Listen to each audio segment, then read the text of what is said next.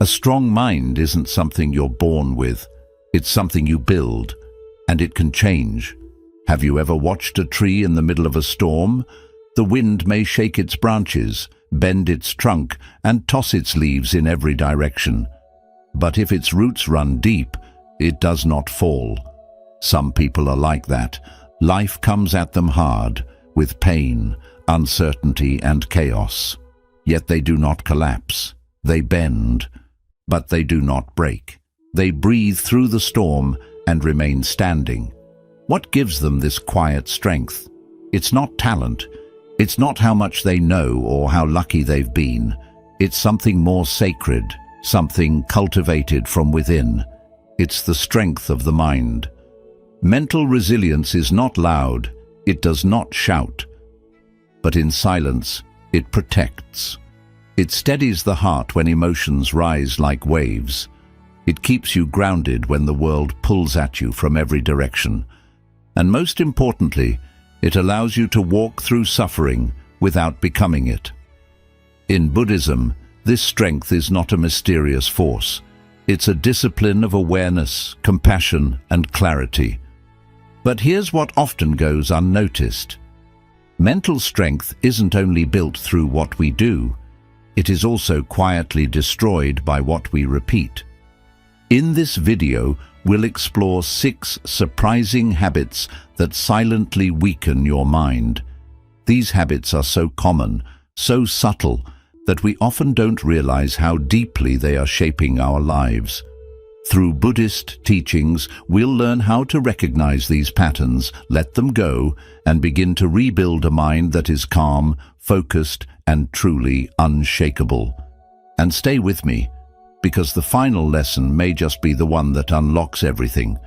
It holds a key to a kind of freedom and peace you may not have known was possible. If you've ever felt trapped by negativity, burdened by self-doubt, or stuck in the weight of your past, this journey is for you. Together, we will not just learn how to endure life, we will learn how to transform the way we experience it. Are you ready to take the first step toward a steadier, stronger mind? Let's begin. Habit 1. Releasing the weight of a negative mind. Imagine walking through the world wearing a veil of shadow, not because the world is dark, but because the lens through which you see it has been clouded. A blooming flower loses its color, a smile feels distant, joy becomes something you view from behind glass. This is the quiet toll of a negative mindset. It doesn't shout, yet it shapes every moment, turning possibility into hesitation and beauty into burden. In the teachings of the Buddha, the mind is compared to a mirror, naturally clear and luminous. But when we allow anger, doubt, or despair to settle upon it, that clarity fades. The mirror doesn't break. It merely waits to be cleaned. Thoughts, like clouds in the sky, are not permanent. They pass, shift, and dissolve. The danger lies not in having a negative thought, but in believing it is who you are. To release this weight, one of the most compassionate practices is metta bhavana, or loving-kindness meditation. You begin by offering gentle wishes to yourself. May I be peaceful, may I be well. Then, like ripples moving outward, you extend that kindness to others, a loved one, a stranger, even someone who has caused you pain. This isn't weakness. It's the quiet strength of a mind choosing healing over hatred. The modern world floods us with reasons to be cynical. News cycles echo suffering. Social spaces spread comparison, and our inner dialogue often turns harsh. But ask yourself, does holding on to this heaviness ease your path or weigh you down? Buddhism teaches impermanence not as a theory, but as a truth we live. Everything, joy, sorrow, triumph, loss, is in motion. Even your darkest thoughts are just visitors. They are not your identity.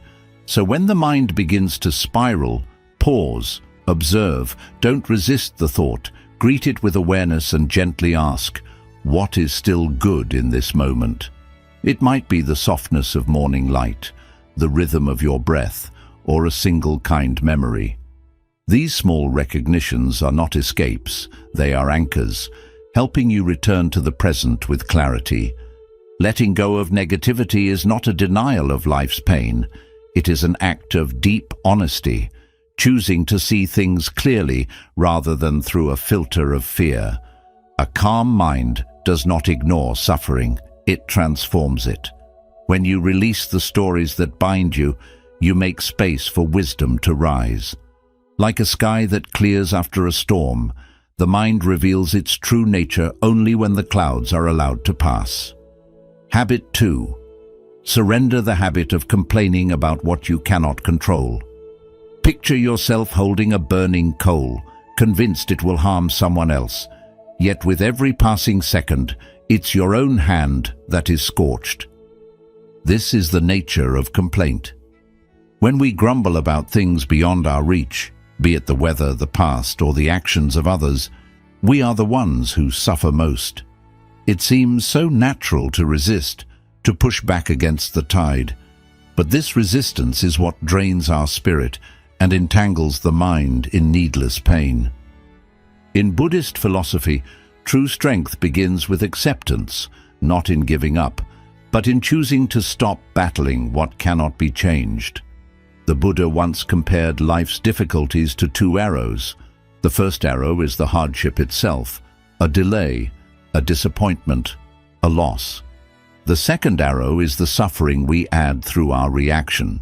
We may not choose the first, but the second is entirely ours to lay down. Complaining, then, is like firing that second arrow into our own heart, again and again.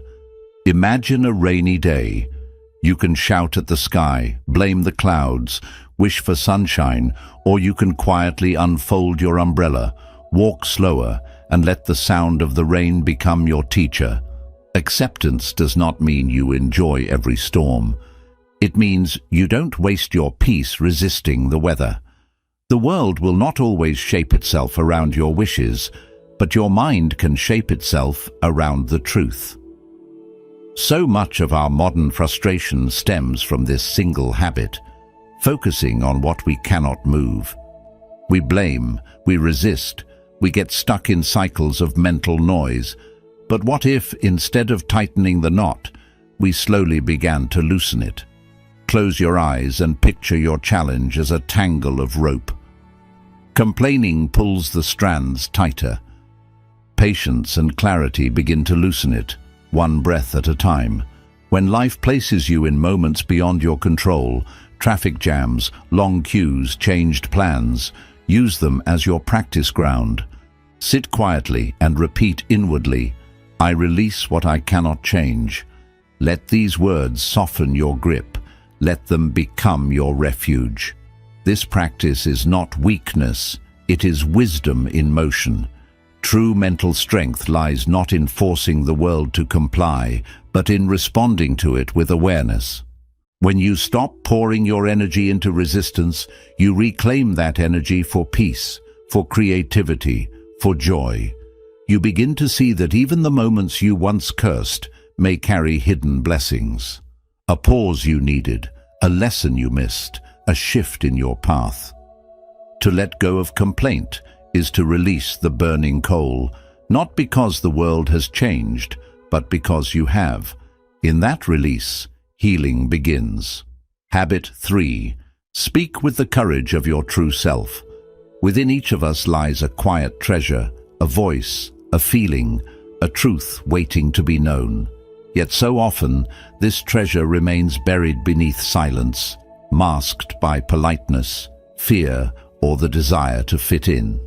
Suppressing your truth may seem like a form of protection, but over time it becomes a burden, a hidden weight that clouds the mind and strains the heart. Imagine a chest of radiant jewels locked away in darkness. Without light, their beauty remains unseen. This is what happens when you hold back your authentic self. In Buddhist teaching, there is a path called right speech, a practice not just of talking, but of speaking with awareness. To express yourself with truth, kindness, and purpose is not merely about being honest, it is about being whole. Holding back emotions may help you avoid discomfort in the moment, but it quietly erodes your peace. Just like a volcano that simmers beneath the surface, silence can eventually erupt, unpredictable and painful. Mental strength begins with the willingness to meet your inner world fully. Begin by listening, not to others, but to yourself. What is rising in your heart right now? What truth have you ignored, softened, or silenced? The act of writing down your emotions, even in solitude, can be profoundly healing. With each word, you allow the fog of confusion to lift. Journaling is not about crafting perfect sentences, it is about offering your mind a space to breathe. Then, when it comes time to share your voice with others, pause. Ask, are my words rooted in compassion? Are they true? Will they bring understanding or harm? This is the mindfulness of speech, not self-censorship, but self-awareness. It turns ordinary conversation into a bridge rather than a wall. And in moments of genuine expression, you may find that what you feared would push people away actually draws them closer. In the digital world, it's easy to become a version of yourself that others expect, curated, polished, safe. But behind the screens and the smiles, there is a longing to be seen, to be real. One sincere message, one honest conversation can touch a life in ways you may never fully know. Vulnerability, when expressed with care, is a gift, not a weakness. You may feel exposed at first, you may fear being misunderstood, but to speak your truth with kindness is not arrogance, it is alignment. You are not responsible for how others receive your honesty, only for whether you offer it with integrity. As the Buddha taught, words are like seeds, planted with love. They grow into forests of understanding, into gardens of trust. To express yourself authentically is to walk in your own rhythm. It is to honor your thoughts, not as flaws to be hidden, but as expressions of your sacred humanity. When you open the chest of your inner voice, you don't just find clarity, you find connection, healing, and the courage to live fully awake. Lesson 4. The freedom in owning your path. Visualize this. You're walking uphill, but strapped to your back is a sack of stones, each one a story of blame, a moment where you pointed a finger instead of looking inward. Every step becomes heavier, not because the hill is steep, but because of what you carry. This is what happens when we cling to blame. Our journey slows, and our strength diminishes. Buddhist wisdom speaks to this directly through the law of karma, not as punishment or reward, but as a mirror reflecting the energy we put into the world. It teaches us that our actions, not the actions of others, shape the landscape of our lives. When we hold others responsible for our pain, we unknowingly surrender our agency. It's like saying, I am stuck because they built the wall, rather than asking, how can I climb it, move around it, or build a door through it? Blame feels like a release in the moment, a place to direct discomfort. But this release is deceptive. It anchors us in the past, traps us in resentment, and starves us of growth. The real strength lies in ownership, not in self-blame, but in honest reflection. When we say, this is where I am, and here's what I can do about it, we ignite the inner spark that leads to transformation. Let's bring this to life.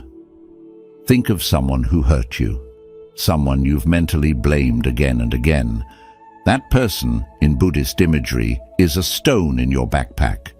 You carry their actions with you everywhere, whether they know it or not. Forgiveness, then, is not about letting them off the hook. It's about releasing yourself from the burden. Imagine setting that stone down. How much lighter would you feel? Owning your journey doesn't mean pretending every wrong was right. It means asking, what now? What can I learn from this? What can I do to respond with wisdom instead of reaction?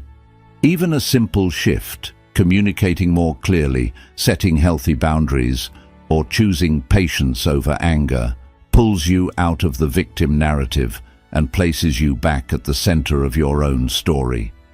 In the age of quick posts and constant noise, it's easier than ever to project our pain outward. But real courage lies in turning inward. Buddhist thought encourages self-responsibility not to shame us, but to free us. When we become responsible for how we respond, we're no longer tied to someone else's behavior or to circumstances outside our control. Life will always have storms. That's inevitable. But whether we sink, drift, or sail, that is the part we write. When you let go of blame and take the wheel, you reclaim the power to steer through the chaos. You become the quiet force, unshaken by waves, guided by awareness, and strengthened by the steady rhythm of your own intentional choices. Lesson 5. Transform imagination into purposeful vision. Have you ever found yourself lost in a daydream, picturing a perfect future, success falling into your lap, happiness unfolding without effort? It's a comforting escape. Like drawing pictures in the sky, these fantasies offer temporary joy. But just like clouds, they drift and dissolve, leaving nothing you can hold on to. This is the trap of fantasizing.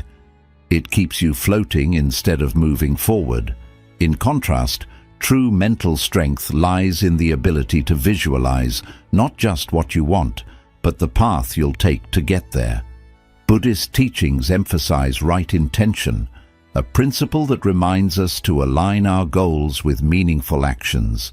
Fantasies can often be sweet illusions, built on wishful thinking. Visualization, however, is rooted in reality.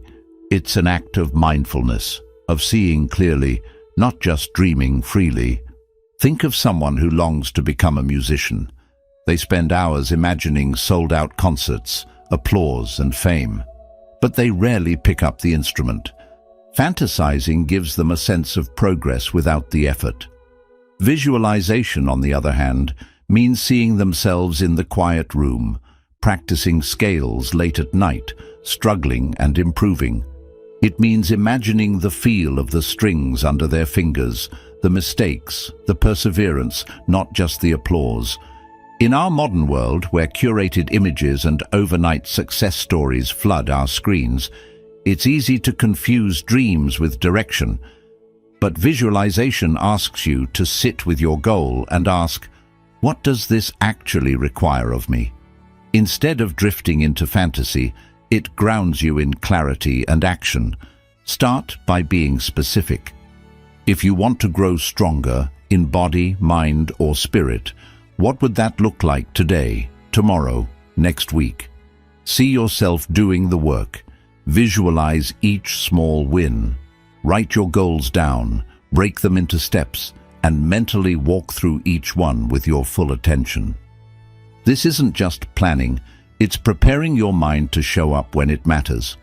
Buddhism also teaches the ever-changing nature of life. Visualization respects that impermanence. It teaches you to adapt, to see the journey not as a rigid line, but as a flowing river. If a stone appears in your path, you find a way around it. You don't stop, you move with the current. Where fantasizing leaves you waiting for life to happen, visualization invites you to meet life where it is. It replaces helpless longing with empowered action. It transforms vague dreams into focused determination. So the next time your mind starts to wander into castles in the clouds, bring it gently back to earth. See the foundation, lay the bricks, imagine the effort, and then take the step. This is how you don't just dream your life, but live it fully and fearlessly. Habit 6. Cultivate deep connections, not just contacts. Think of a quiet garden, once blooming with color and life, but over time, it's left untended. No water, no care, no sunlight. Slowly, it wilts. Not because it lacked beauty, but because it was forgotten. This is the nature of our relationships. They don't fall apart all at once. They fade when we stop showing up. True mental strength isn't built in isolation. It flourishes when we nurture the bonds that give us warmth, understanding, and grounding. In Buddhist thought, being fully present is not a casual suggestion. It is a path to awakening. It means showing up in heart and mind, not just in body. In today's age of constant scrolling and fleeting attention, offering someone your full presence is a profound act of love. It says, "You matter, I'm here." Think back to a moment when someone truly listened to you.